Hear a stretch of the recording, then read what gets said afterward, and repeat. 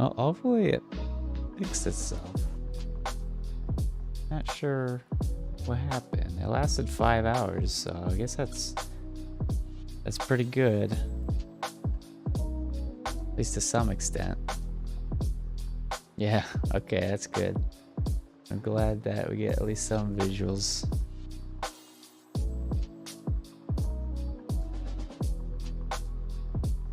So, yeah, they didn't really figure out what that headphone jack was for. They're saying audio signals, analog signals, which WaveGen is the only one that would do that, unless you did pattern, I guess. Yeah, I guess it could be pattern. ROM logic? What the heck is this? Not sure what that's about.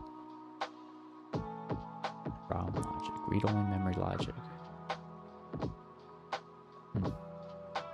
Cool, I guess. Let's see, did they say headphone? Nope, only those 2 times.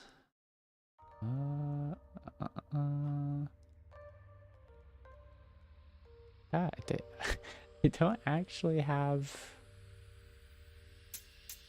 You say manual, I guess. Manual.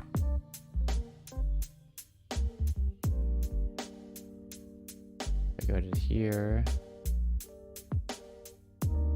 Yeah, maybe this is it.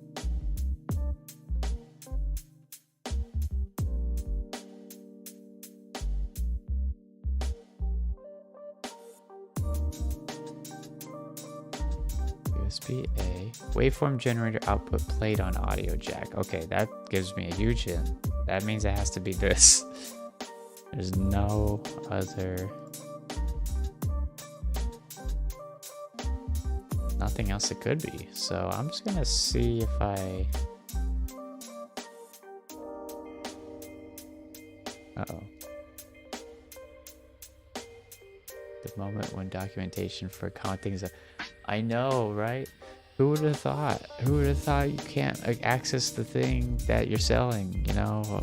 They don't want you to figure it out. They want you to just know it. Actually, they want you to give up and then contact them for support. Actually, no, there's no way. Either way, they just want to get the product at the door. That's the usual. Frick, what the heck? Where'd it go? Oh, here we go.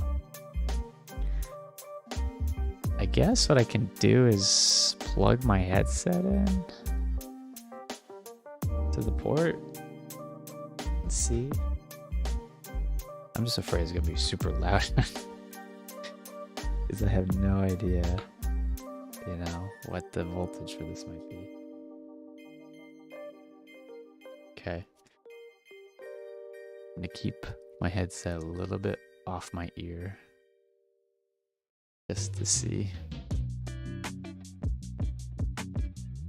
Okay. That worked almost instantly. I was curious if it was going to go through the mic, but it didn't. Let's go to a low frequency. Let's go like 20 hertz. See if it rumbles. Yeah, it did rumble. 10 hertz is rumbling. 5 hertz. Yeah, it's making noise, surprisingly enough. Well, that's pretty cool. You can like... Oh, well, shoot. It's good for injecting a signal into my circuit, but...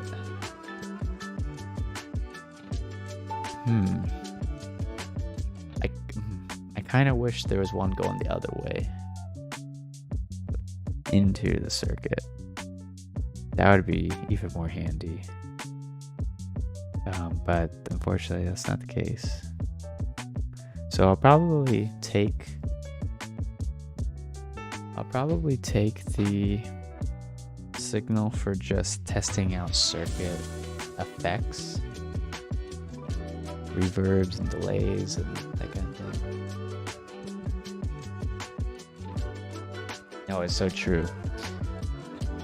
It's very true. You like the reference manual, the programming manual, the data sheet is so necessary. Oh whoa, sick.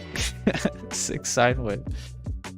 Anyways, you need those manuals, man. It's just at work, or like all the stuff I'm doing, it would be literally impossible if I didn't. Oh, that's using the ASCII Unicode. Yeah. I didn't even realize that there was curves in the Unicode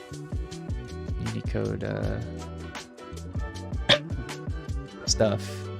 You use like the Alt key and then press a number combination.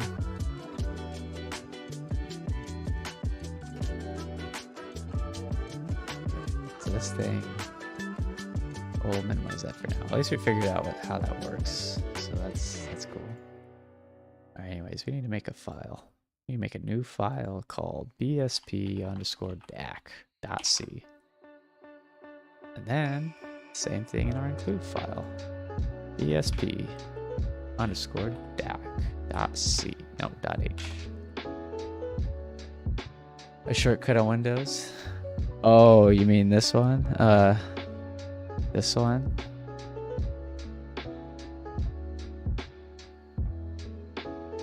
Is this the one you're talking about? Yeah, but where'd you get that? Or did you just like delete some of the pieces? Yeah, okay. Oh, I see. Ah, okay. Oh, it's for kanji, it looks like. Or not kanji. It's Japanese. That's cool. Oh, yeah, a bunch of stuff in here too. Oh, I could get plus equals or plus minus. That's cool. Anyways, that's a rabbit hole in itself. Let's go and copy what I got going on for the header here. Let's just do kind of the same thing, but call this DAC instead. Module for, actually I should just say header for using DAC hardware.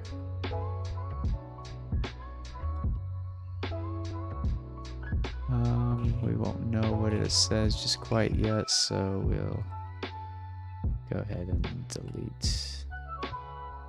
Oops, wrong button. What's the opposite? Oh, it's beginning, that's right.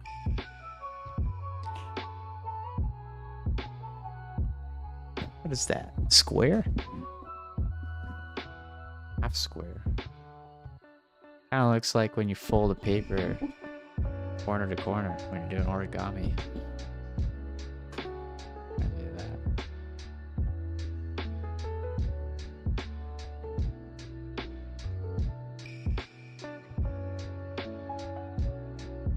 Okay, hashtag and if. Now we got our file. Half shaded square. That makes a lot of sense. Okay. Then we need our thing here. Let's grab a similar thing over here. Actually, it can be the exact same, just without this.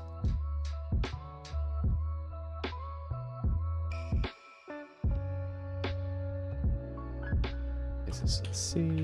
Okay. This module. Changes comments over time.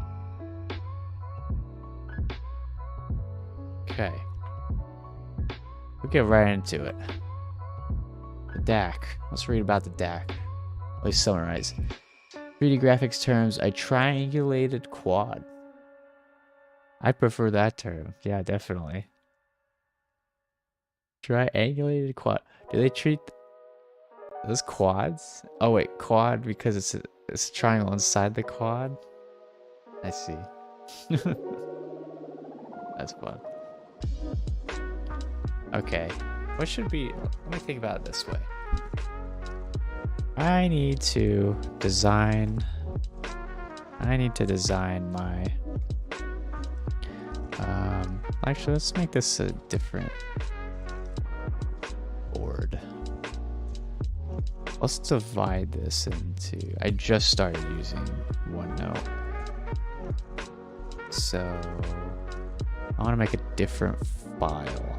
Not file, but oh, I see. I need to scroll over. No, that's not it. Oh, I'm surprised. How can I show other parts again? Oh, it's a full screen drawing. Okay, okay. We're gonna call this.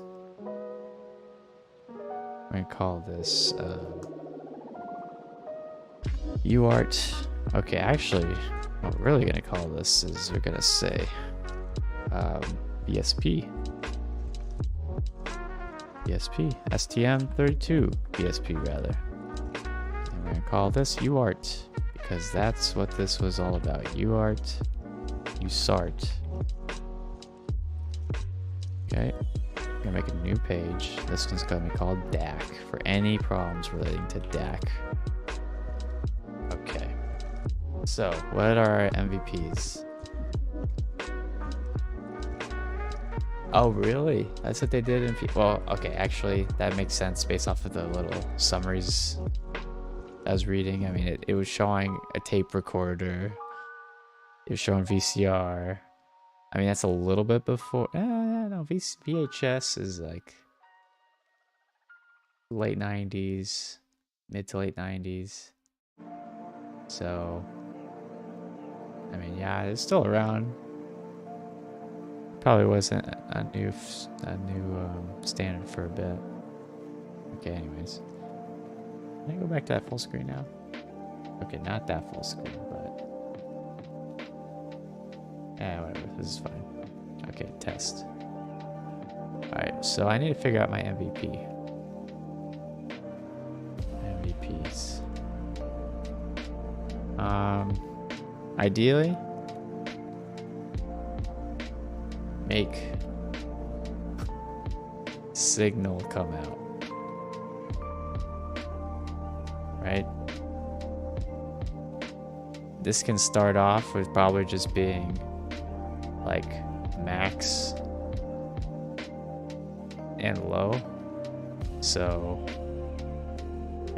what, 0 to the inverse of 0 all the way up 1 FFF. Analog physical formats. That's true, yeah, that was showing turning an analog format from one into another analog. This is into the tape recorder. Yeah, I didn't even think about that. Yeah, that's actually really true. Because most of the time, I'm just thinking about digital now. I mean, I haven't had a physical piece of media in a long time. I had a CD, which was not really, I mean, that's physical media, but it's still digital. I had one cassette, compact disc, CD, you bet. Yeah, I had one cassette, I think, my entire life. Granted, I am pretty young, so stuff was kind of, tape was already fading out, but I remember having like a Harry Potter audiobook on tape. That's like the only one I can think of right now. Anyways, we want to make it go low and high. So square signal, a perfect square signal. This can be a wavetable even. Wavetable. Something simple like that.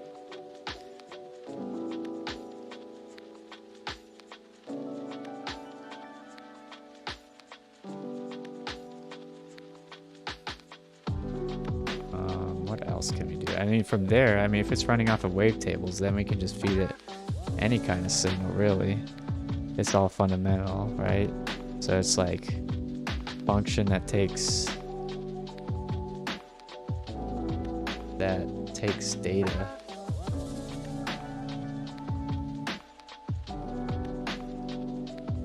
pushes it, and it just actually takes buffer function. Let's see, take buffer.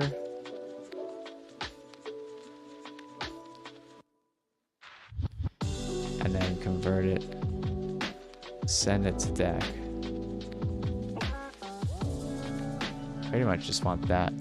Funny thing, most CD audio players can just play whatever you put on the data itself. So if you put a game onto it, they really how you feel export. Just beeps and boops.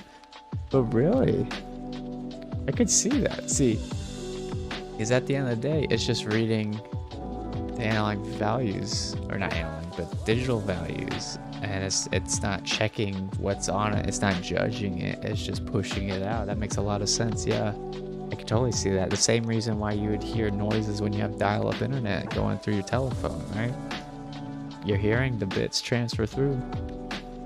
It's cool. Very cool, at least to me. All right, we'll start there.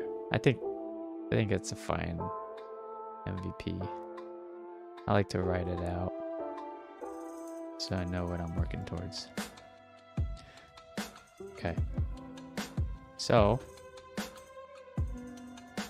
DAC. With our DAC, we have our interface. We have 2 output channels, so the stereo. Dreamcast discs have a track containing a warning to not play the Dreamcast game. Oh, really? So, like at the beginning of every single game, it would be like a audio recording of somebody telling that, or saying that. I mean, is there really a problem with it? I feel like there would be, yeah.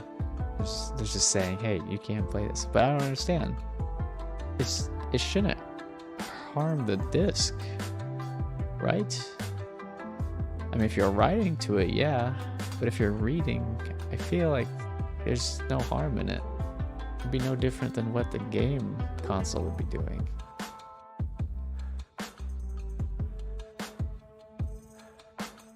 Obviously, it's not intended for listening to music. Okay, so 1 DAC, 2 output channels. We can't save the world from a CD player, so put us in a Dreamcast so we could do our job. Wait, what?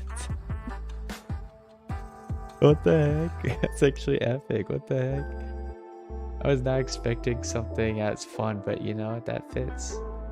I was expecting something more like restrictive, I guess. Be like, warning, do not put this through a CD player.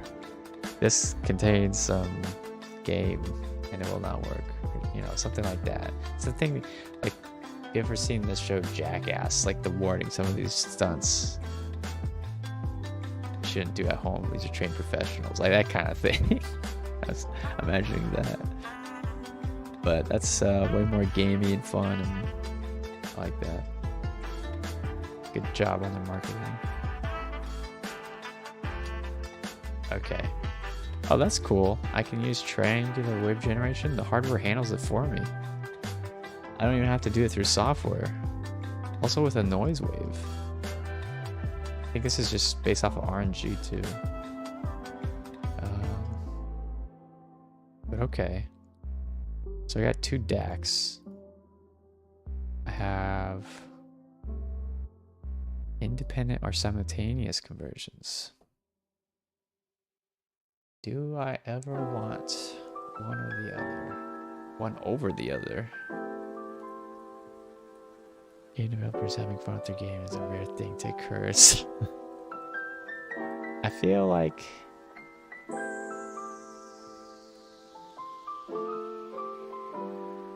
yeah, actually, because okay, put in context, my dad is a game developer, so he tells me all about this stuff, and it's like it ruins the illusion of games for him, making games. And I can see where he's coming from. It doesn't sound like he has that same passion, but it's more of just like a job at this point, at least in his case. I think when it's a single person working on a project, they're more likely to have that passion, but it depends on how early or late into their development they have been, and if they've been doing it for, you know, like multiple games or not. I think there's a lot of like passion that starts at the beginning, but then within the first game, people get weeded out if they like it or not. I've come across this kind of situation in multiple points of my life where like people like to think they'll do something, but once they start doing it, they have second thoughts quite a bit. They get cold feet. It's tough. It's not as straightforward as they thought. And with game development, it's not hard at all, but it's very rewarding if you can get it going.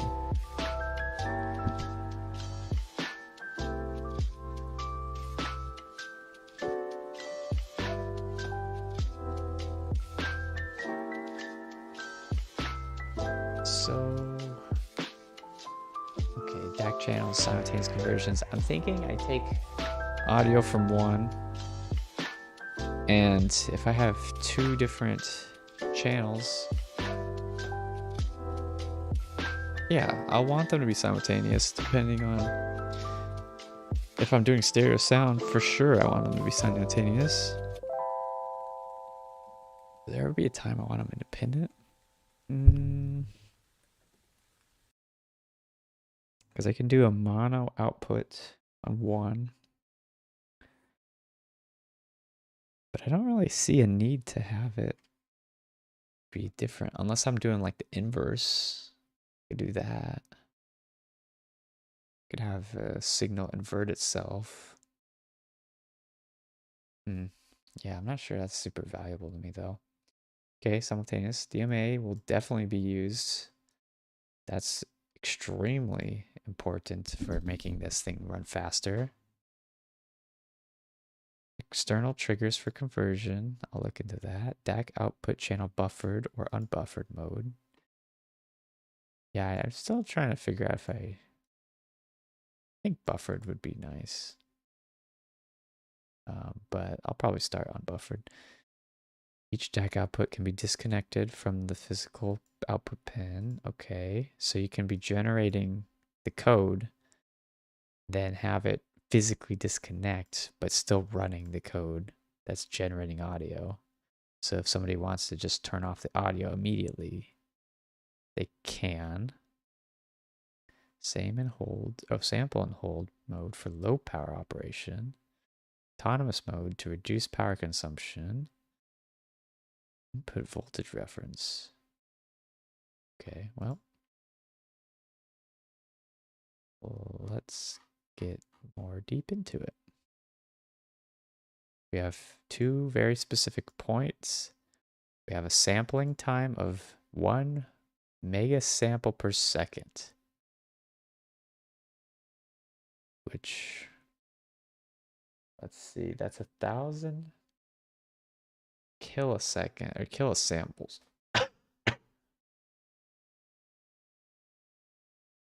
Normal audio is what, 44.1 kilohertz? Are samples on Windows, like CD. Isn't that what that standard is? I feel like it is.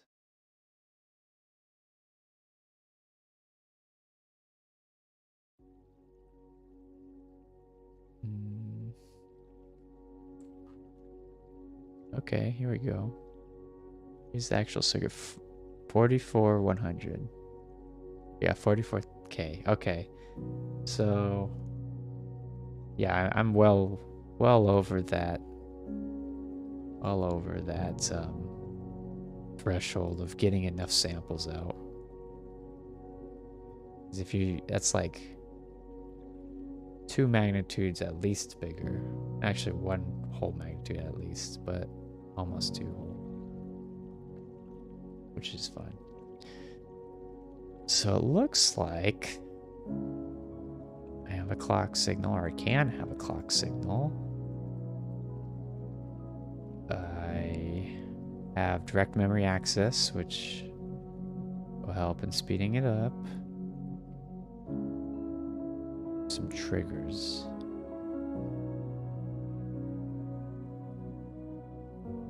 I'll have to look more into what that means in the register description. That's okay. Offset calibration. Okay, let's calibrate it more to be. Probably put it at 44 hertz or 440 hertz to trim it off of that, or detune it off of that. Oh, that's probably how they get the detuning sound. When I have my synths, they take a note and you can detune it. And I bet that helps simulate that. Okay, cool. Mode 1 bits. That's a register. These are registered data out register. I'm guessing is that what that one would be. The actual DAC itself, which I have no control over. Sample and hold registers.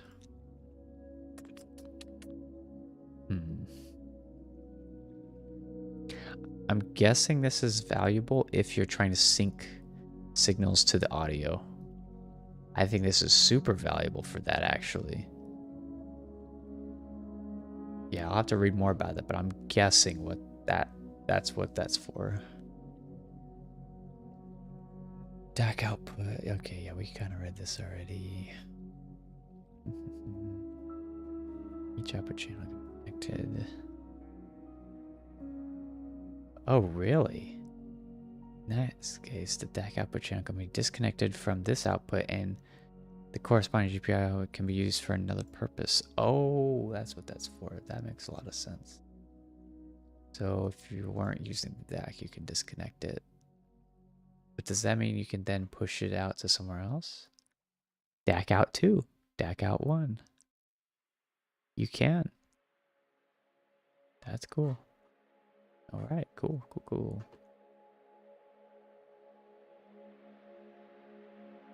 DMA, trigger inputs, underrun interrupt, stereo channel. You bet.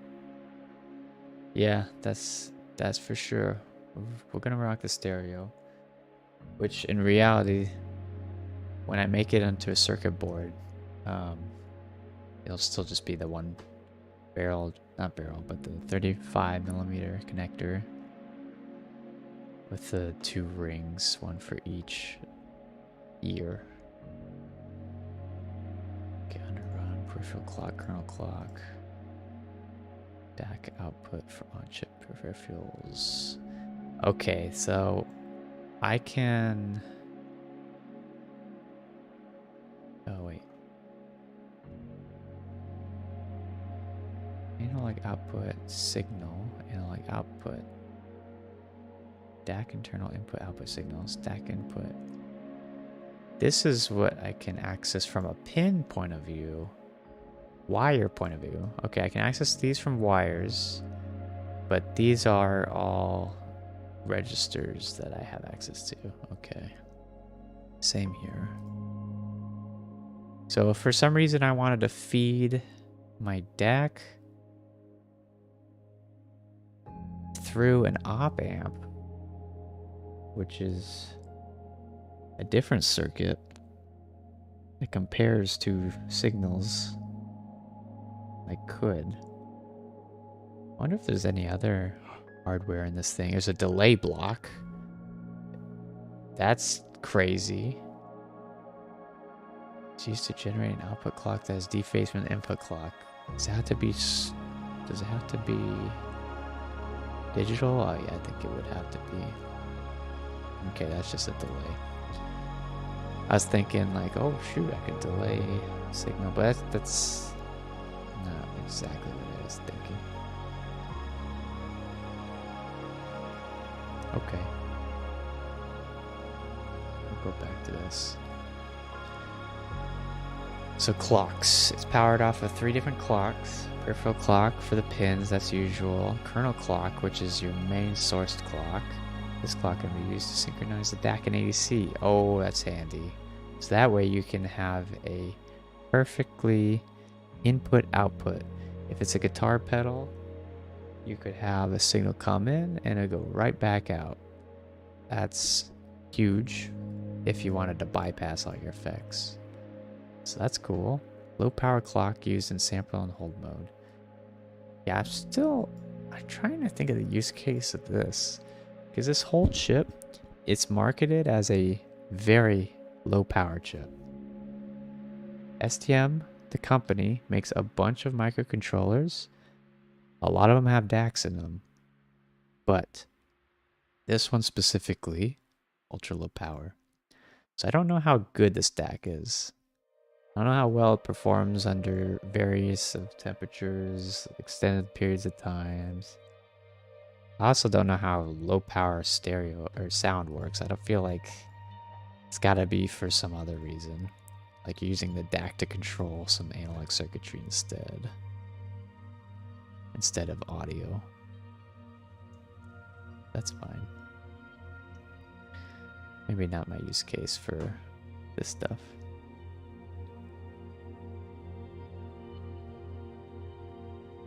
Yeah, I feel like that's better.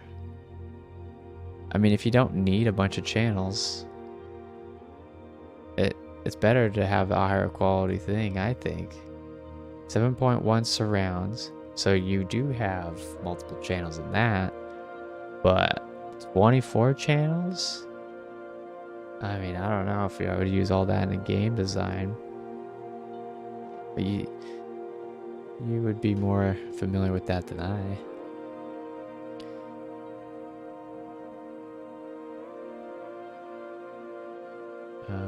Okay. We got a data register. It's aligned a particular way. So I just have to put data in a particular order. I wonder when I would use one over the other. More channels back than on game channels for just stuff. So they would have like a different channel for different instruments, perhaps, or like different tracks. Like your bass sounds would be in one channel. Oh, interesting. That was how they got around having it be parallel. Huh.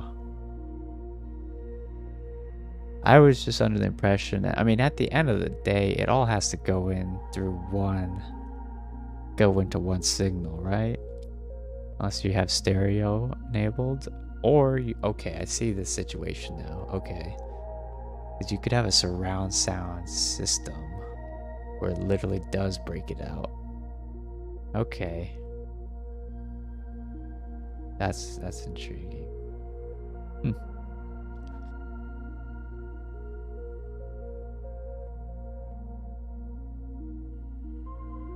DAC channels.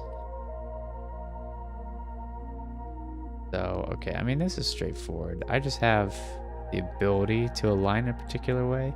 Maybe it's just for ease of transferring data. They just have the ability to put your data in the left align or right align. I won't know what I will prefer until I actually get there, I feel like.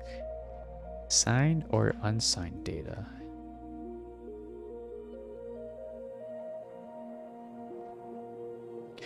One thing that'll be interesting is I don't know if I will ever use floating point for my audio. I haven't thought about it yet. Ideally, if I can avoid it, I would like to.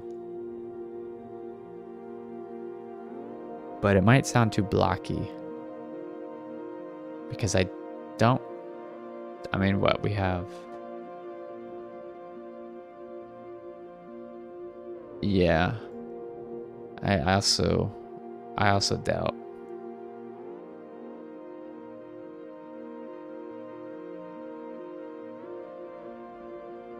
I also don't have that intuition on it. I don't know if it's really worth the extra computation power. It's working on integers.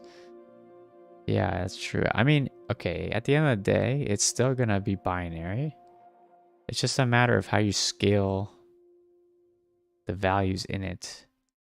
And what I plan on doing, at least at the beginning, is pre-generating all the sounds and then downloads, like saving them to memory. 4,000, yeah, because it's a 12-bit. Yeah, that's true. I mean, okay, the things you've looked at, that have any of them been floating point? I guess you said yours is floating point, wasn't it?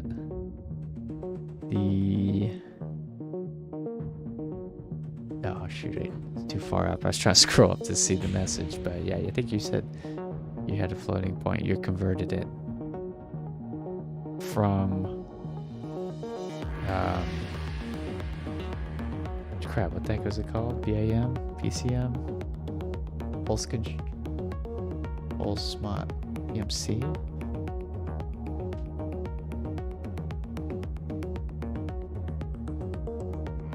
Anyways, yeah, you're converting that into a floating point.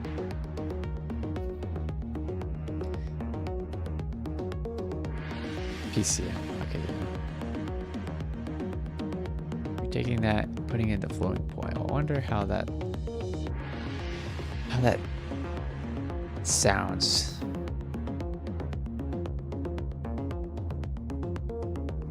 I feel like it'd be the same, but maybe not.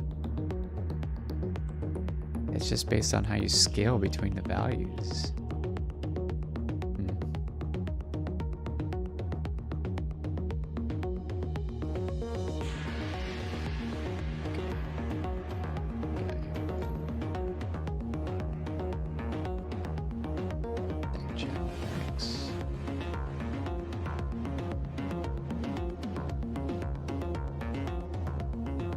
Lower precision, like less than. Oh yeah, I guess you could do that. So normally it's like if you have 8-bit, you get to choose how many precision based off of the Mantissa portion. I'm trying to remember what they call that region, but yeah, I see your point. So you decreased basically you decrease the resolution of your data encoding, 16 bits, basically half of it. Okay. Yeah, because 32 would be the regular foot. You're right. Yeah. I mean, how did it, like, did you test out how the sound came out in the end at those types, or were they too 8-bit? Yeah, right. No, like, I don't even know how.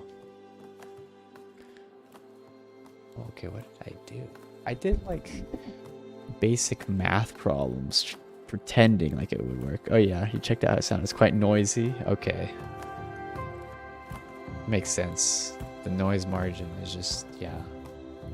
The quantization basically is you have to jump between values a lot. You're just way closer.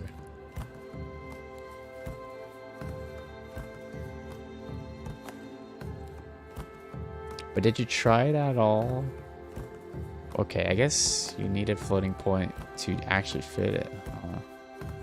Like, you couldn't have tried it to be based on integers or a fixed point, could you?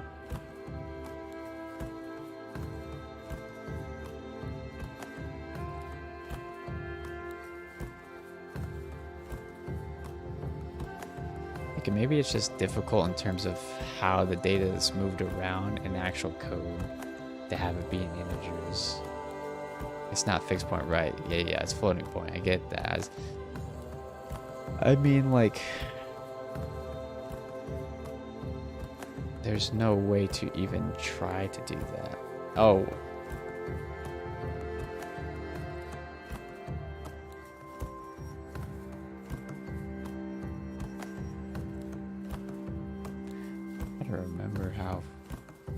Fixed point comes about.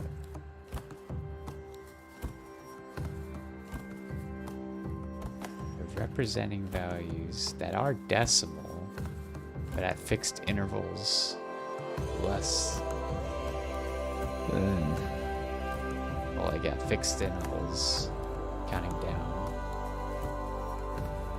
With a Mantissa, or sorry, floating point, you can get really nice precision. You just might have some big gaps between the points.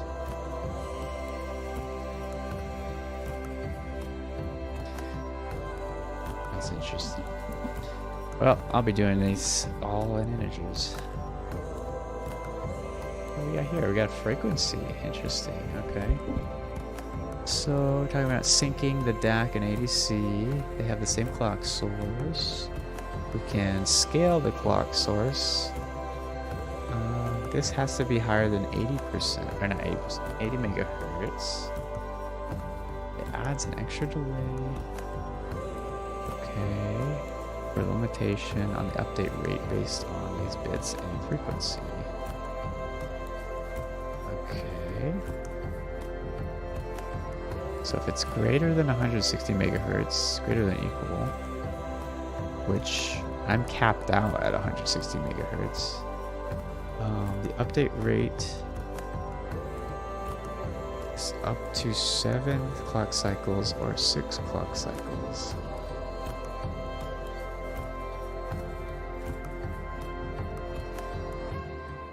Once you go up to values like 63 or negative 64, it becomes very blocky. So you noticed that specific region up there became blocky, like big jumps in sound, or yeah, I guess it just sounded more digital, really. Digital, like NES like. 63 would be, if it's 8-bit, right? 63 would be closer to the upper echelon. Yeah, okay, I mean, that makes sense.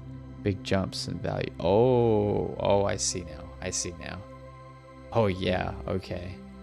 If you're jumping from 0 to 63, if you jump from 63 up, I see the delta 63 is and higher. You would notice it, okay. That's interesting. I'm gonna keep that in mind when I'm designing this. I don't know how I may or may not control it. Still have to get there. Okay, DAC output voltage. Oh yeah, well, I was trying to see this. So this updates up to 7 clock cycles. If I were to sync it, I can have it sample at least 7 times. See, timing diagram for conversion. Okay.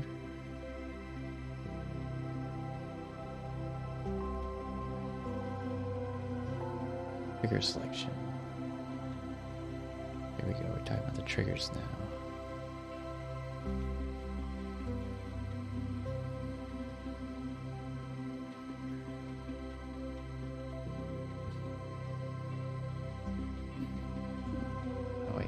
Each time it detects a rising edge on the selected trigger source, the last data stored in the data high register transferred to the data out register. So these are just sync signals, but they're event based. Okay. Sure. Yeah, send it over. Put a link. Let's see. What's an easiest way? Easiest way. I have a Discord if you want to put it in there. I have a Discord, and there's the engineering channel. Or gaming channel as well.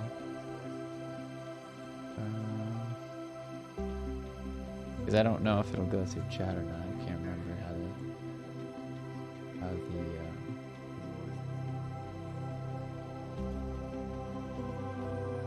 it works.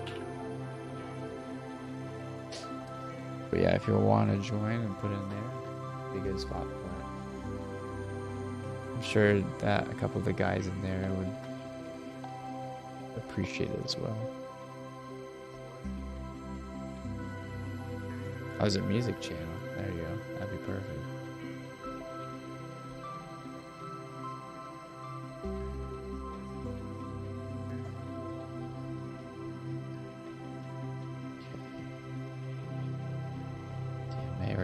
requests. Yep.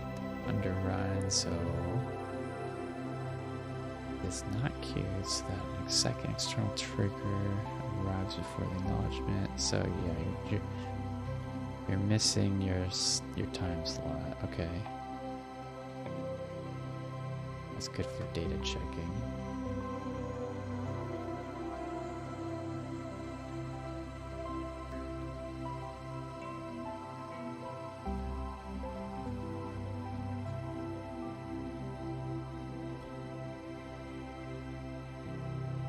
Decided to call these lower precision types small floats.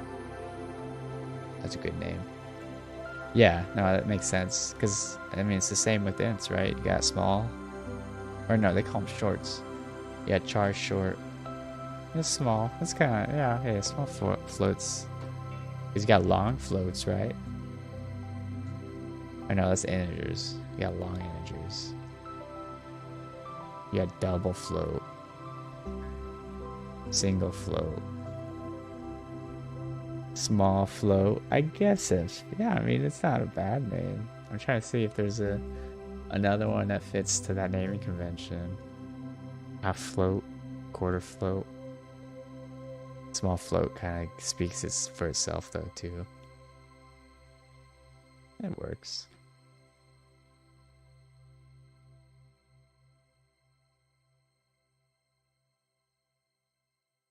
DMA double data mode. Oh. Okay. You can send out data twice as fast. Half. Oh, it's already a standard thing. Okay, half float. I didn't know that. There you go. Half float, small float. So now you're talking about 8-bit being a small float. I've never come across that before. First triggers detected. The value of data high are transferred into data out. The actual DAC is loaded.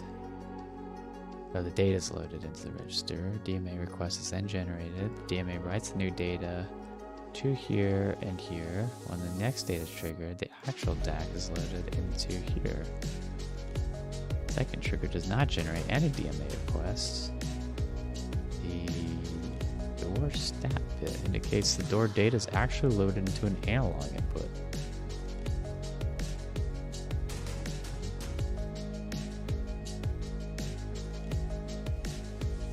Quarter float actually quite makes sense. Yeah, I mean, up to you. It's your thing. But quarter float, you know, that's probably what it would be if they made a standard for it.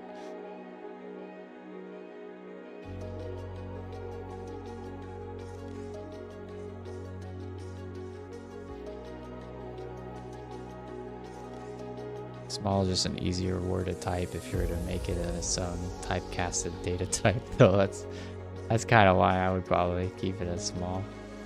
Because quarter is a lot more letters, a lot more inputs.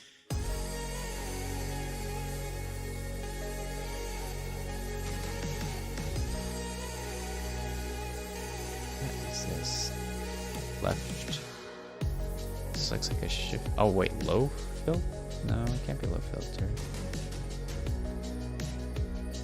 Okay, let's see. It's MP feed. MPEG video.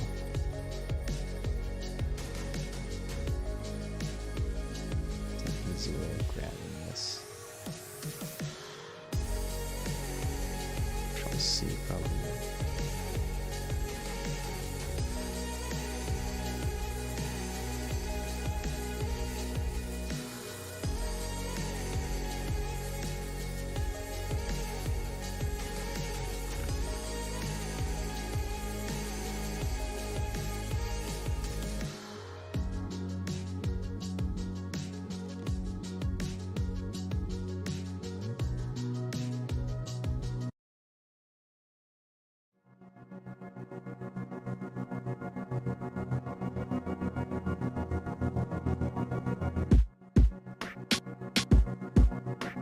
Listening to it right now.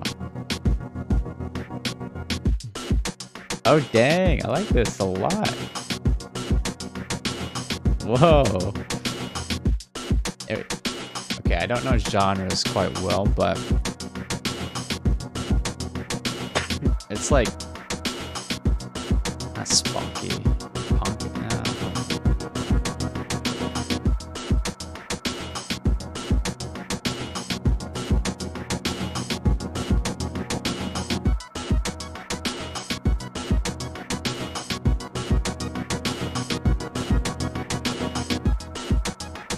I'm like imagining, okay, like this, hearing this, right? Maybe this is cool feedback to you too. Hearing this, like it transports me into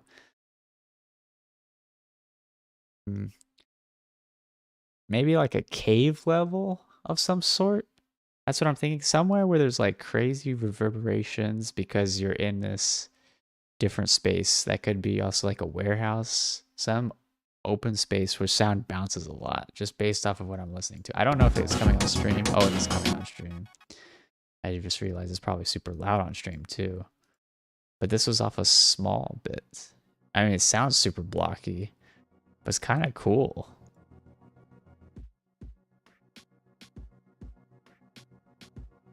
But yeah, I mean, I don't know how it should sound, you know, normally. Either way, it's pretty cool. I like that a lot. You made that track yourself too?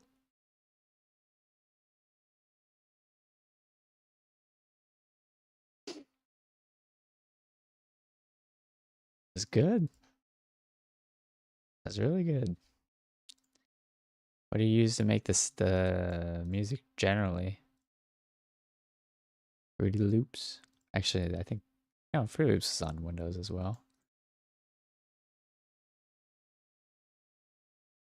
Ableton? Okay, yeah. That would have been next guess.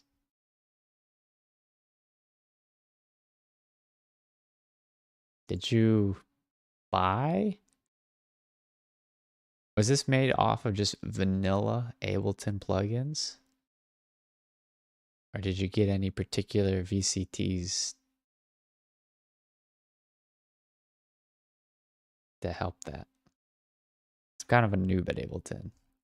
Hey, how's it going, Cross FF? How am I? I'm doing well. I'm doing really well. I mean, a little bit tired. It's 3 a.m. where I am, but I'm doing pretty well. I'm just trying to build drum machine right now. Vanilla Ableton. Wow, okay. Because like I don't know what Ableton can do by itself already. Not much of a VST guy. I mean, I know it's a super big rabbit hole. Like, I'm sure it's a huge rabbit hole. And I was just curious. Because if anything, that I would say what you just showed me inspires me to look a little bit more into what Ableton can do on its own. Because that sounds very much like a game track, but it's a cool game track. I was expecting the game tracks to be a yeah, I don't know, plugins mostly, simulating synthesizers, but like heavily digital simplified. Okay, you have large sample library. That helps. Cross FF. You make music? Do you know about drum machines at all, Cross FF? Got it. Yeah, I mean, if you already have the samples, I mean, do you really need it? Do you really need more? I think VSTs is more if you're trying to sound engineer specific tones, which is, yeah, in that synthy domain. You're trying to turn the knobs, the pots, simulate stuff. Is that a bomb? No, this is not a bomb. This is a circuit board that is just, its whole purpose is just to look at signals. Yeah, it's nothing too crazy. And then this is just This is a chip that I'm trying to program, and it comes on the circuit board, so you can test out different parts of the chip. And I'm looking at the manual right now for the chip. But the AAFC thing? Oh, right. Wait. Wait, no, hold wait, what was AFC? Were we talking about AFC? Open source. Oh, the open source thing. Okay, yeah. Dang. Trying to get rid of this cough. Oh, this is actually a section that I was interested about. Here we go. I can add small amplitude waveforms on a DC or slowly varying signal. Okay, so that's a huge keyword. So low frequency signal. So LFO. Okay, I'll have to consider. I use that then. Dang. Amplitude is configured through this. Kernel triangle count. Yep, that makes sense. That's how it would get generated. Increment, decrement, increment, decrement. Yep, makes sense.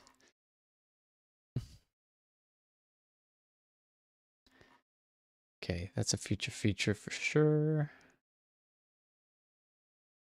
The video file itself.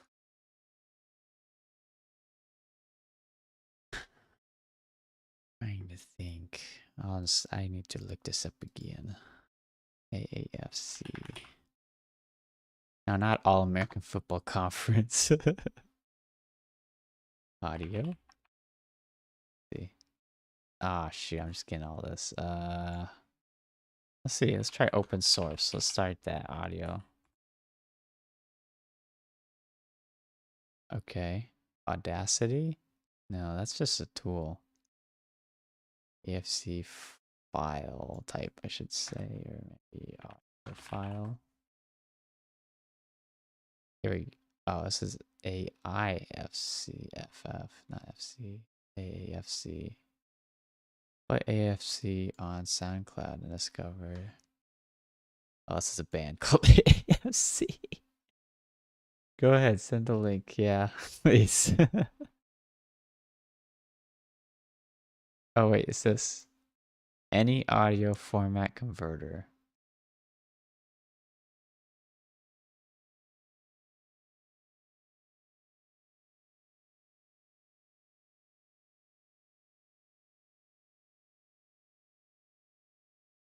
So you take a, okay, thank you. Oh, when you're on Git, okay, I remember now. You said you're on GitHub. Yeah. That's right, that's right.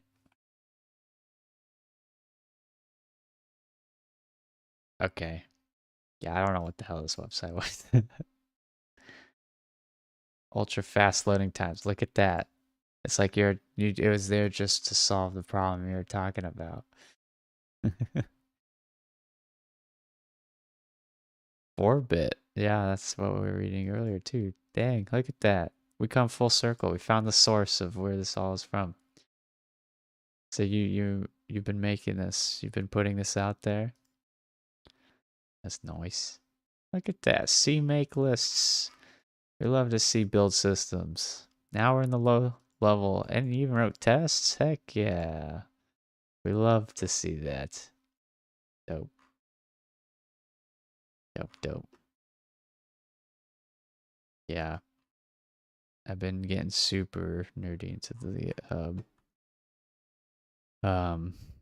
tools they have for automating stuff, but I haven't actually written any unit tests for this library just quite yet. Kind of wanted to get moving parts first, at least to motivate it a little more. It's a little more entertaining for showing people.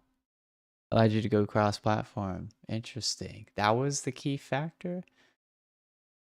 I'm guessing, let me.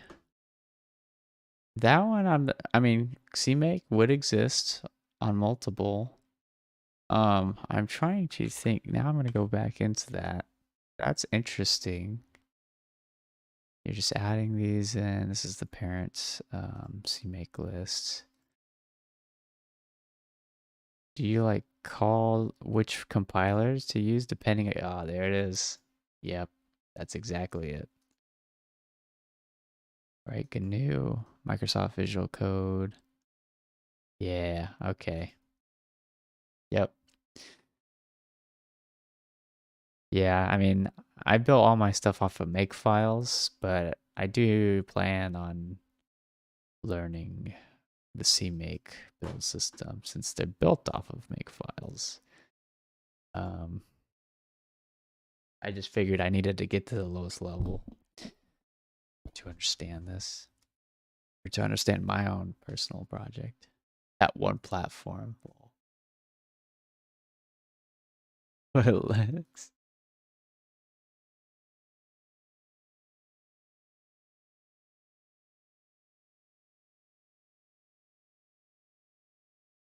Oh, you're talking about sample and hold.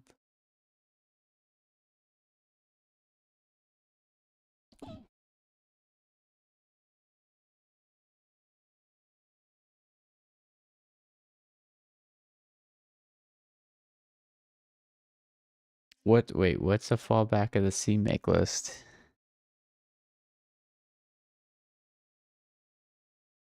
I thought it looked fine.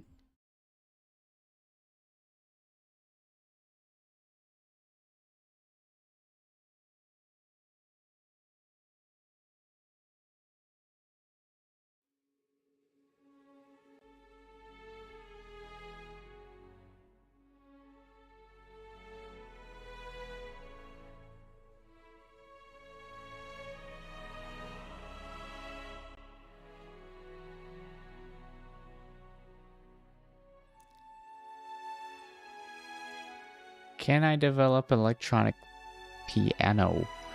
In the past, I mean that is kind of where I'm going for. This chip, I picked it out to make these kinds of projects. Because in the past, I've made an electronic piano.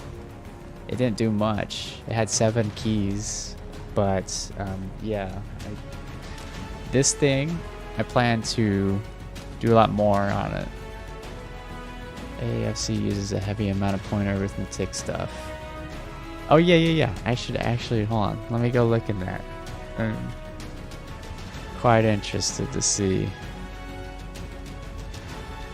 But yeah, you can develop a cross-platform. I'm sorry, electric piano with this thing. This is what you'd find inside of toys. And maybe some more sophisticated. I don't know. I'm not sure how strong this thing is. Because, like, the Yamaha pianos you're buying, and you see a Guitar Center or something, those pianos, they're built with a different kind of chip. This is just a microcontroller, but those pianos are usually built with a chip called a DSP. Or maybe even a chip called an FPGA, but likely a DSP. Okay, let's go back to the code.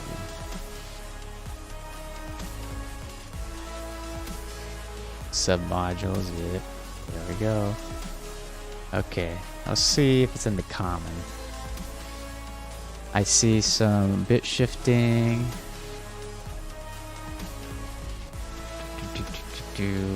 This looks like a library for different math functions. You have some piecewise stuff. Let me zoom this in. It's not very readable on stream, is it?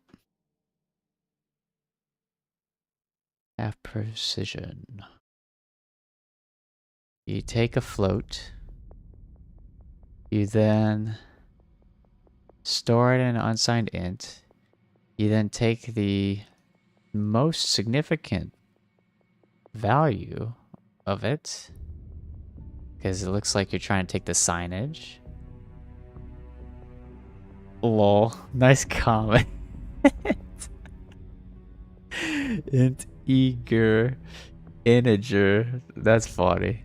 That's really funny, actually. That's a great comment.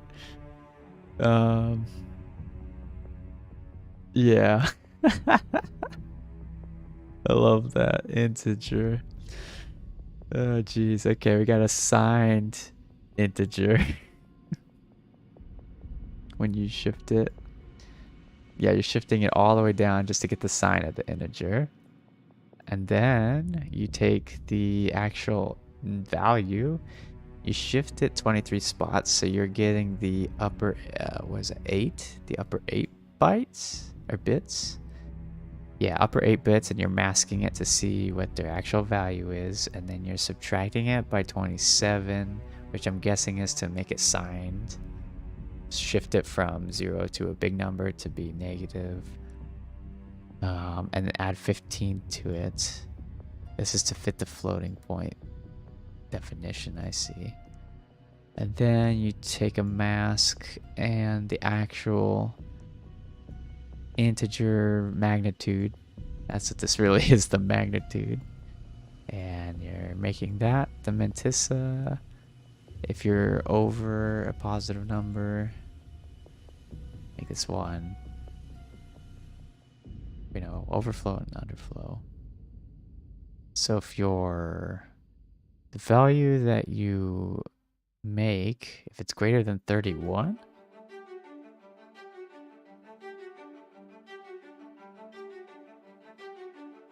oh, if your exponent, duh. Okay, yeah. Because there's not enough slot. Oh wait, no. Why? What? I guess 31. I'm thinking of the bit size, but this is just number of exponent values in the float. Like 10 to the powers of.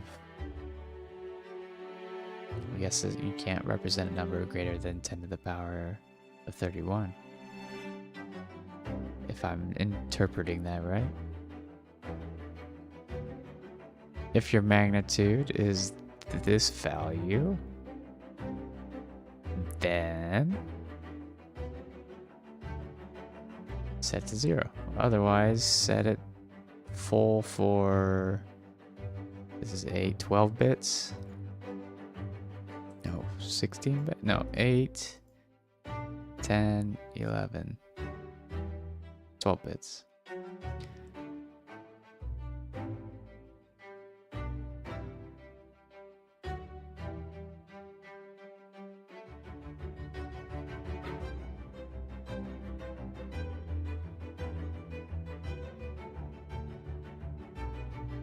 I'm not getting the weeds of it. I was following, but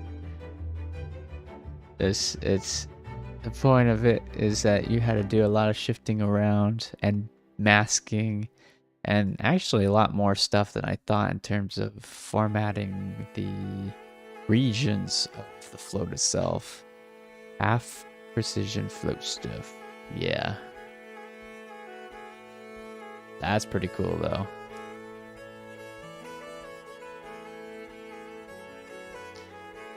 That's really cool. And then, do you call us anywhere, or is this a...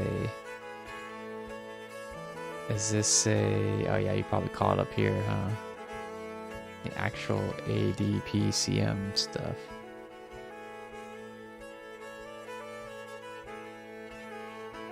I was thinking you typecast something, but I guess you can't, because it's a brand new data type.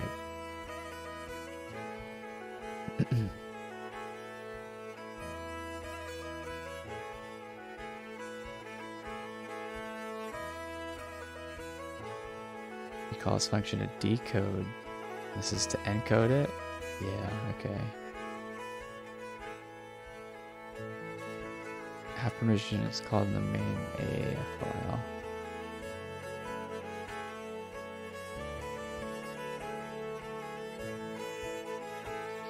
What is this playlist? I chose a very interesting playlist. I don't know how I came across. It's like, I don't know, it's like fantasy, Renaissance fair music. Okay, anyways. Have precision gets called. And here,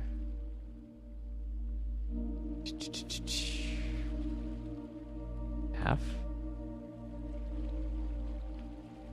This way, half. Oh. It's not called half.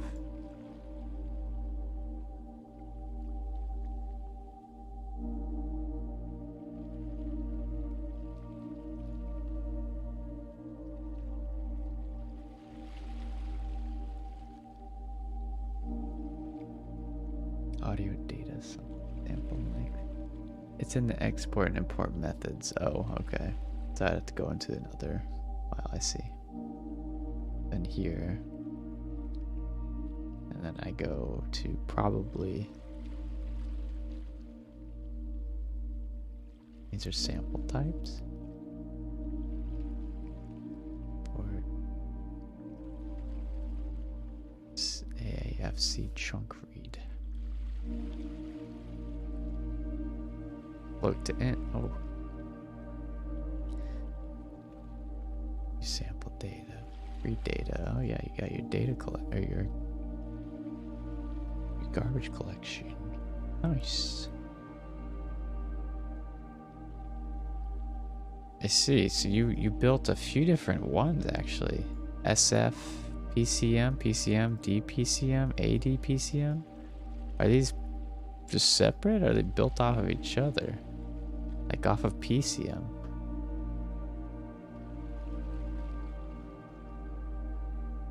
Custom low precision floating point sample type. Okay. SF, PCM.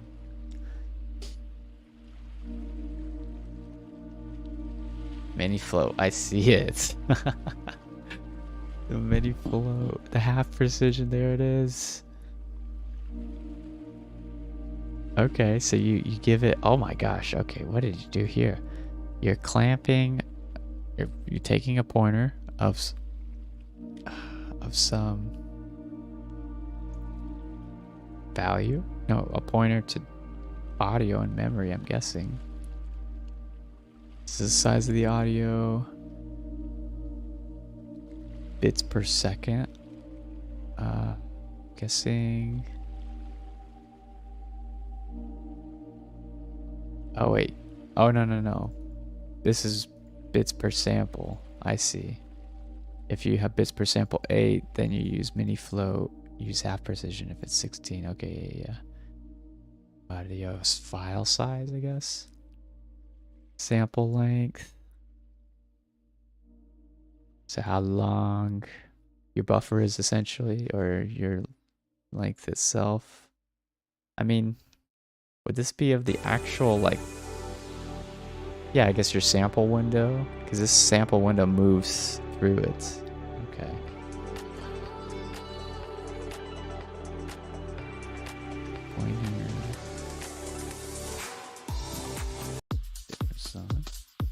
This is fine. Okay. You allocate some memory. The size of unassigned char, so 8. Sample length is 8 times that. Otherwise, it's 16 times that. Okay. Just how many of these for the entire file? Maybe not file, but the entire piece of audio that you want to encode. What is this pointer actually doing? Oh, is this the starting address? This has to be the starting address. Yeah. Okay. Interesting. I've never... This must be a C++ thing, but I've never seen this before. The chained incrementing of variables. Maybe it's a C thing too. I don't like that deep. Okay. And you're just going through the data. Your address starts here, then you're multiplying it by a float of 127.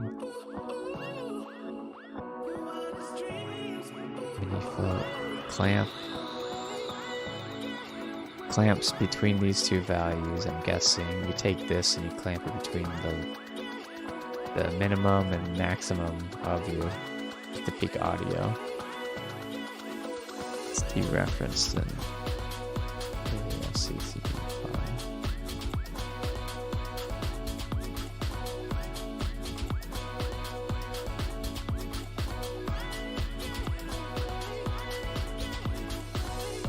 Yeah, because you call this.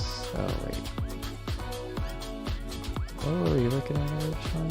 You're looking at SFPCM. So encode SFPCM. Oops.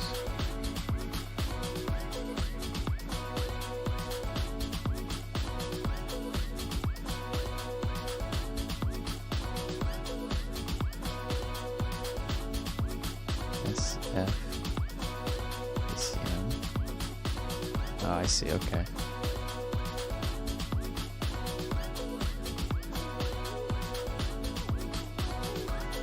Choose what kind of sample, okay.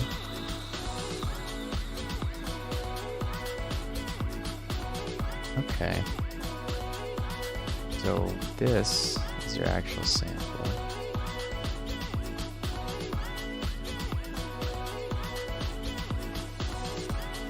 Which is forced independent channels. Oh wait. Hold on, it gets created here. Samples. So your audio.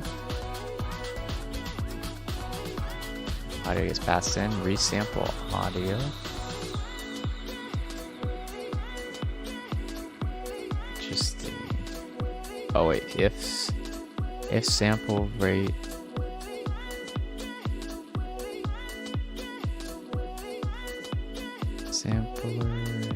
sample rate override and sample rate override is not frequency or zero, then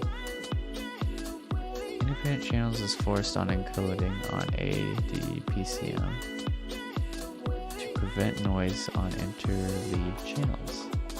It's back to interleave on import. Interleaves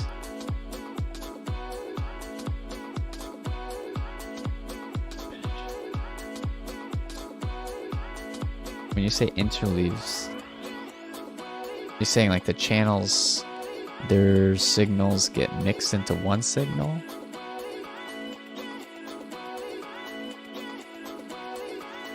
To prevent noise on interleave channels.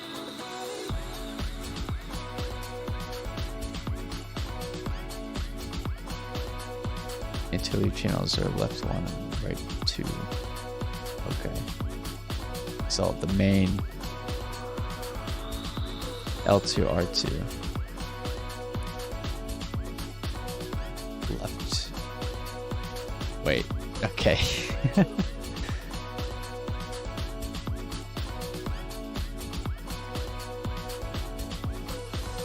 L2, R1. So left, like just specific, is that just a generic term that's those two channels are always called, or is that something that you decide? you keep a sniping or something. L1, R1. Okay. Left one, right one. So you're like main channels essentially. Yeah, okay. So you're saying the independent channels is forced on encoding to prevent noise on the interleaved channels. Okay.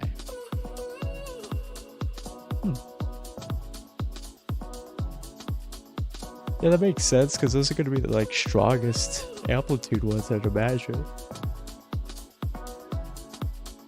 Yeah.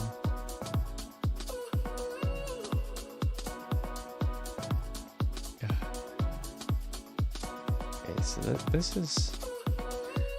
Yeah, so lost.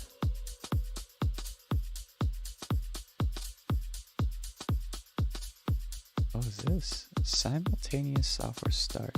To configure the DAC in conversion mode, the following sequence is required. Load dual DAC channel data to desired data hardware.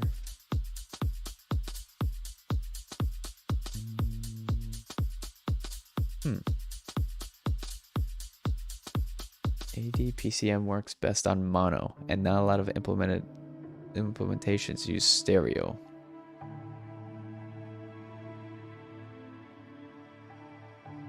So I'm trying to think about why that might be.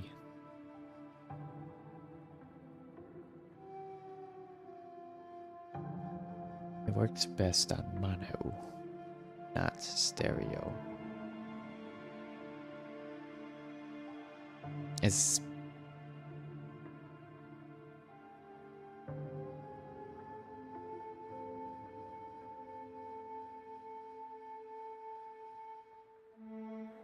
I gotta see more about because interleaved.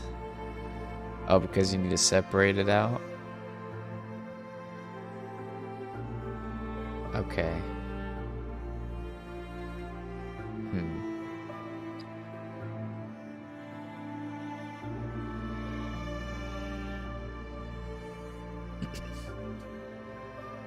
But it still works though.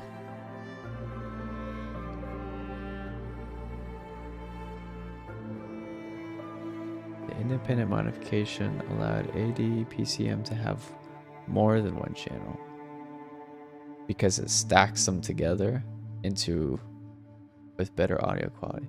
Is it because you're essentially running the encoding twice, but putting them in the same package? Like boom, doing manipulation here, doing manipulation here, and then putting them together in one data to go out.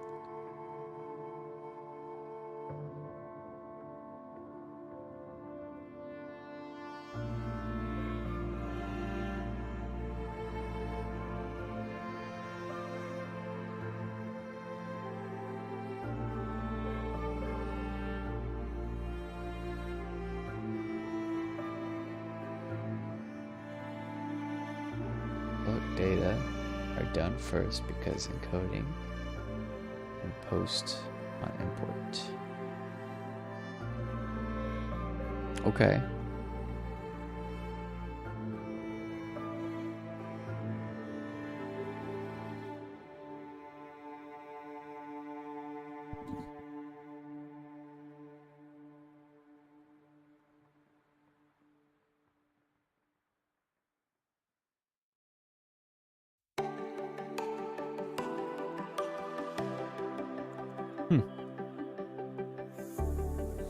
Yeah, I guess I'd have to.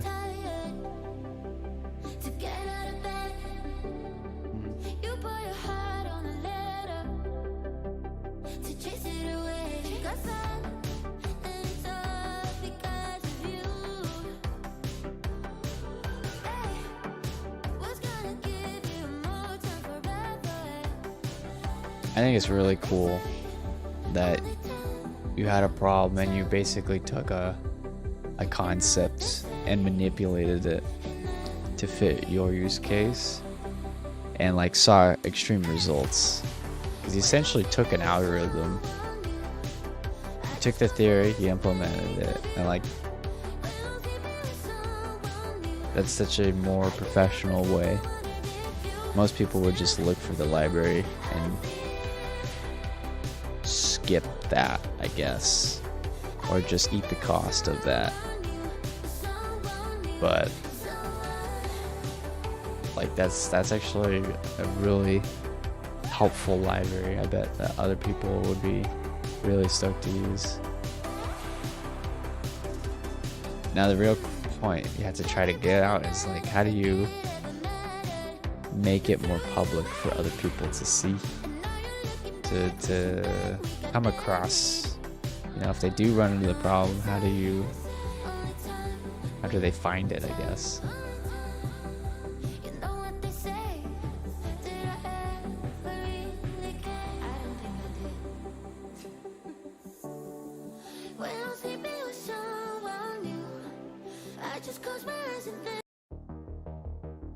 This song.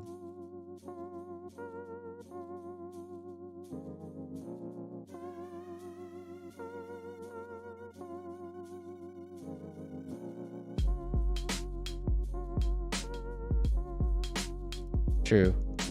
They just show up, yeah. It's also a problem that I may consider for my own project too.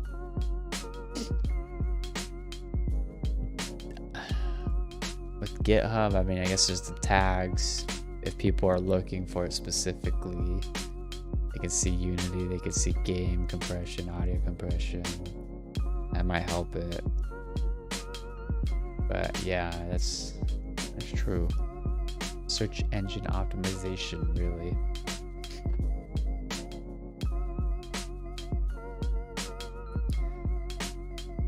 Gosh.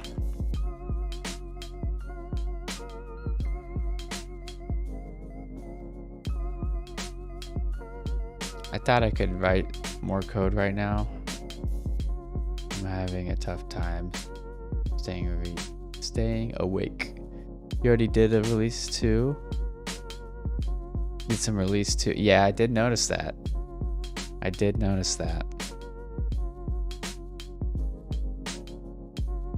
Yeah, that's huge. That's a big stepping stone for people, because the situation of it works on my computer but not yours is annoying.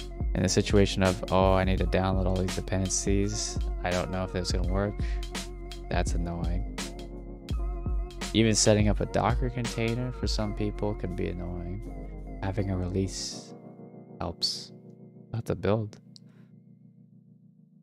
I just need CMake. Unless the release just zips it up already, doesn't it? Huh. Right, if I go here, yeah, it already zips. Oh, it zips up source code. Oh, well, no, this is a build. Are you able to just import the binary? Yeah, look at that. Okay. That's nice. That is nice. Yeah, that's huge.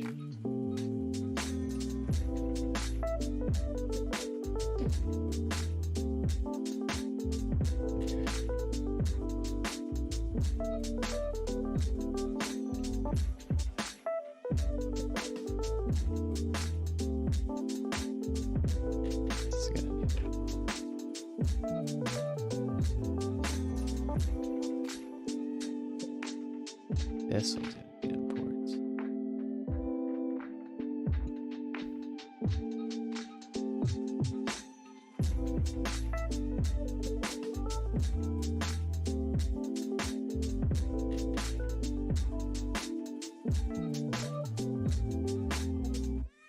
Was it C# being too slow?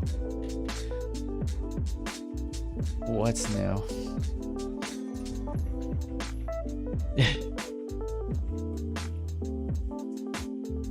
Feel like that's just about to happen. So it makes sense. In your case, you're trying to make a library that's cross-platform. That's why you use a CMake. That's why you avoid API calls. It all adds up.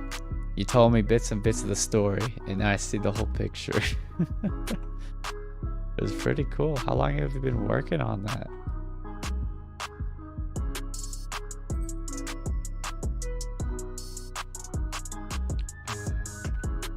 To do this.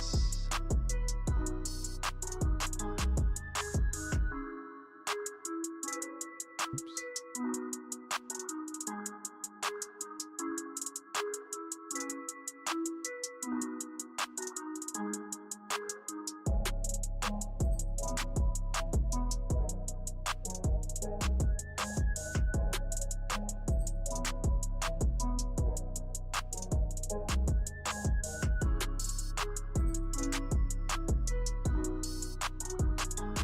Few months since the start of July. Okay, yeah. It looks like it's something you'd have like a lot of research on to start off, probably.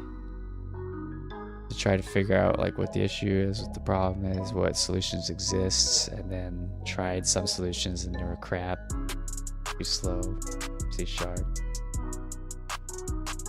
And then kind of like decided your pathways and stuff. That's dope though. Like, you got to go all the way through that, start to finish. And you're quite new to C. Dang. That's awesome. That's really awesome.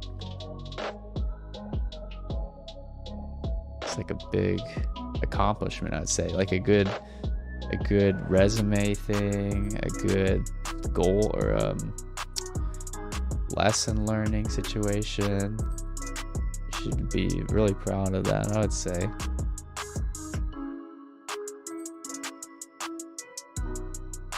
I'm mostly surrounded by people that don't finish the projects they start. So, I mean, in that case, it looks pretty good. Yeah, oh yeah, pointers are huge. It's like a majority of how the low level stuff is able to work.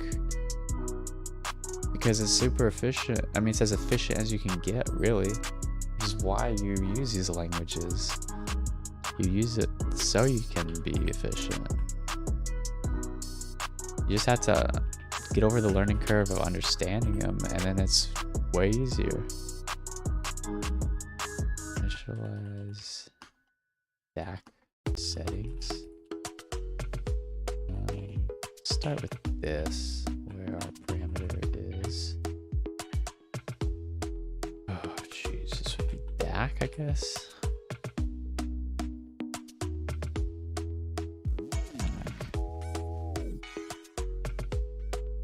Okay. Call this. Call this. What have been naming my stuff again? Okay. So this would be DAC. Oh, I'm missing thing.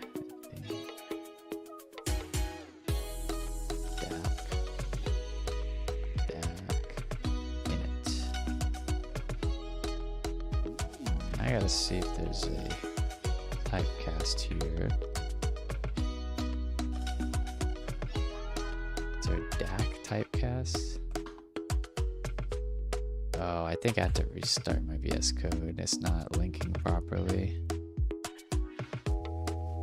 If I search GPIO, yeah, it's not linking properly, I can tell. Okay, let's just close that out, reopen it then. Let's see. This code. The DPCM implementation go crazy. Like even more efficient? Because it looks like you put a few different implementations, but ended up with the SFCM.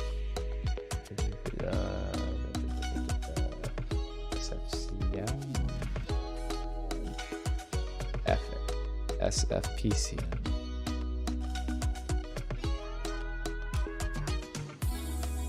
DAC. The type def, yeah.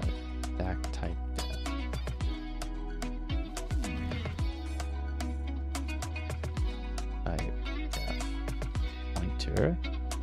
This will be called DAC. We'll start with that, I guess. That's fine.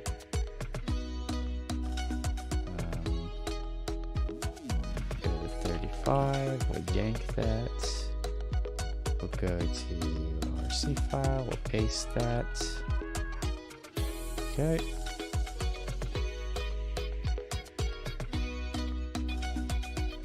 When it's raw, it's extremely fast. Like raw audio. I still have it. Let's see. Good deal. This is in the PCM.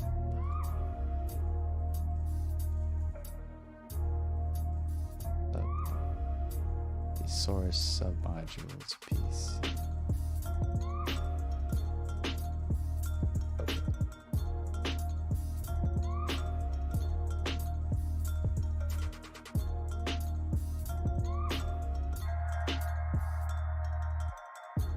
Blob. Oh, I see. Blob is a different thing.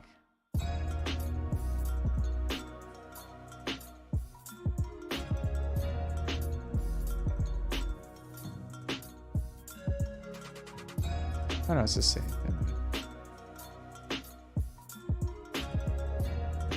Raw data types. Oh, okay, I see.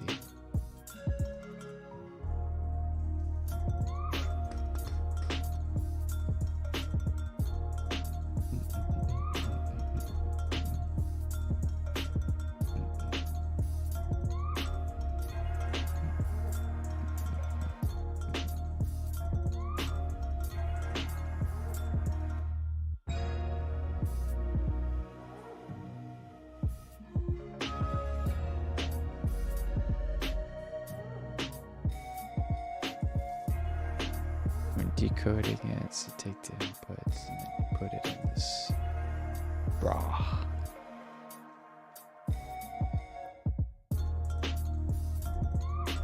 The 24. I mean, that's 24-bit precision. What in the world? Oh my gosh, his values. What in the world? You can have a crazy swing. I mean, it just makes sense. You get more and more bits to represent, yeah.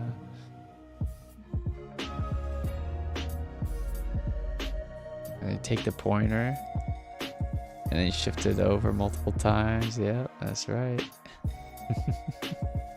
This one just takes the file or the value and just pushes it into a float.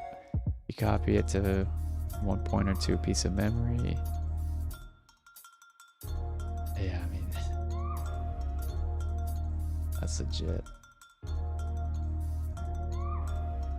Big happy face. 5 days ago. It's freaking awesome, dude. It's a shame I don't make games. And then I would see how I could use this.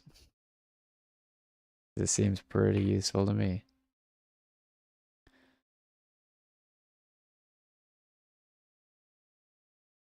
Okay, what are the things I need in my initialization function?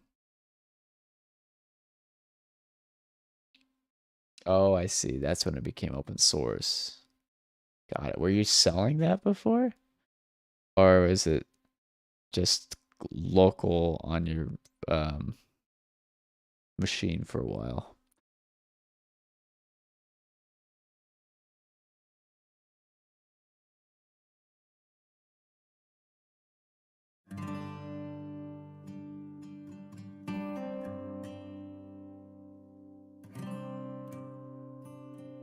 Got it. Yeah, that makes sense. It's like you're using it and then you're moving on to the next thing. I think it's good to put it out there though. It's very handy. Oh, okay. But that's part of it though, you know? Like making your stuff even more readable for other people to go through. It was in the same file, so you refactored it. I see. When it was in the same file, you have just like a giant CMake file then. Yeah, having everything in the same file, that is messy though. Definitely can be. And it's not as portable.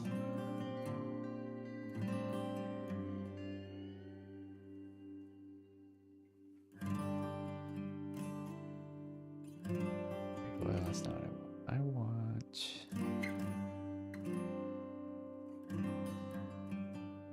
Doing things on submodules makes things nicer. Yeah. That makes sense. It's a way to go. And cleaner, yeah. When I first started the project I'm on right now, I spent a good few days kind of planning out my framework to start out, because it was only going to grow and grow, kind of to be like a library I carry with me for as long as I can, really, for developing. And I use ChatGPT to kind of help with that and ask like what are some popular formats, and I look at GitHub to see how other open source projects put it out. That's pretty good then. You know, like that's kind of what you want though for a library, is to keep it with low dependencies, if anything. And yeah, I mean, it would be the same in mine too, with my tests. Like I'm using an external framework for that too. I think that's pretty common.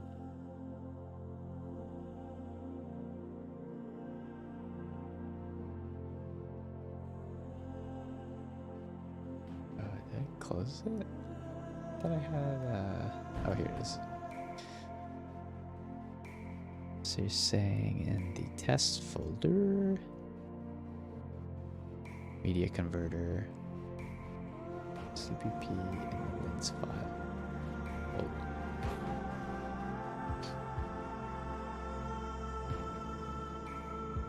Are the third-party ones the direct and the Windows.h?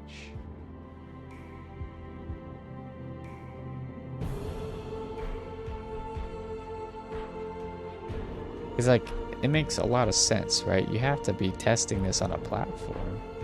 No? Okay, then what is considered the third party? You said CPP port audio. Oh. SND.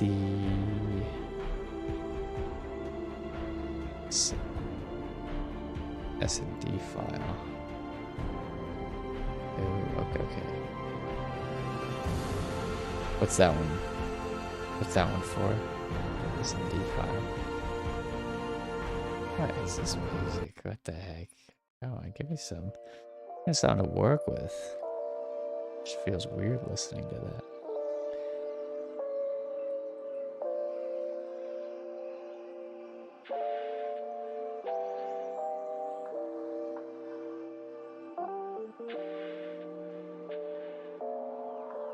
Loading wave every. Okay. That makes sense, right? I mean, there's definitely APIs, libraries to do those things. It makes sense that you would just pull that from somewhere else. Save yourself some time. I see you wrote the dependency up there too. Should have anticipated that.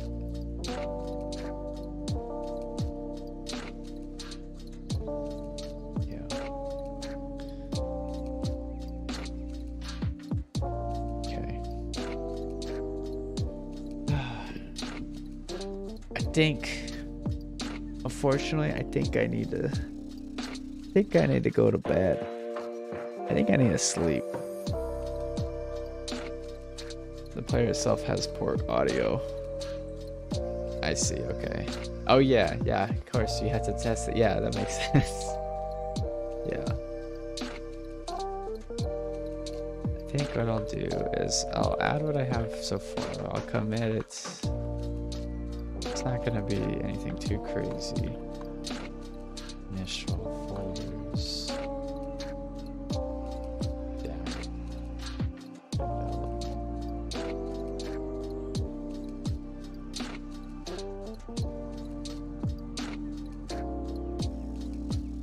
Oh.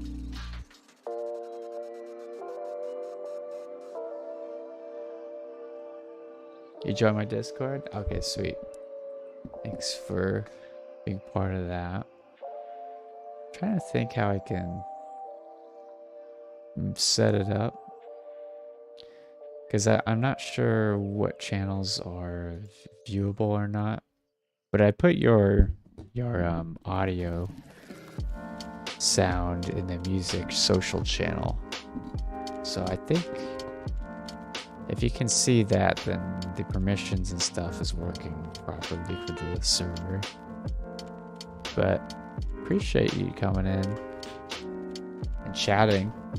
Honestly, this is like exactly what I was looking for when I came to like stream engineering stuff. I mean, I've done video game streaming and it's fun, but I crave for these kinds of conversations about math and algorithms and how to implement them in and the use cases of them, and like this is very satisfying to go through.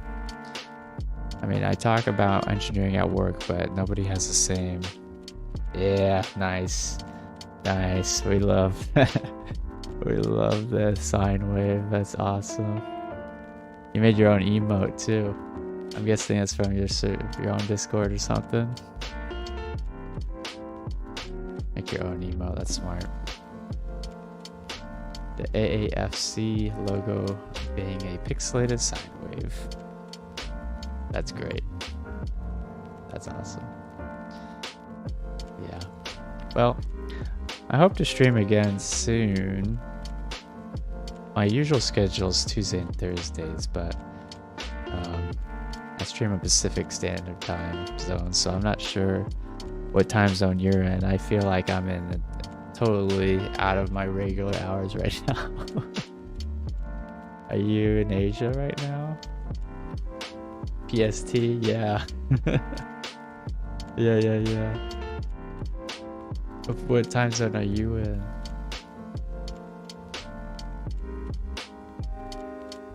It's 4:30 a.m. for you too. Okay. Okay, 4:30. Yeah. Okay, well that's perfect. I'm glad that at least we're both staying up at DGen hours. Just engineering and chatting. Oh my gosh. Well, anyways, thanks for hanging out with me. It's super dope talking with you. Hope to see you around sometime soon. Yeah, whenever I stream, the Discord puts notifications. At the very least, yeah, this is programmer type hours. It really is. I just can't do it during the week because then when I go to work, I'll be even more tired, and I can't program there because I'll be just dead. But yeah. Anyways, have a good night. I don't know how much longer you're staying.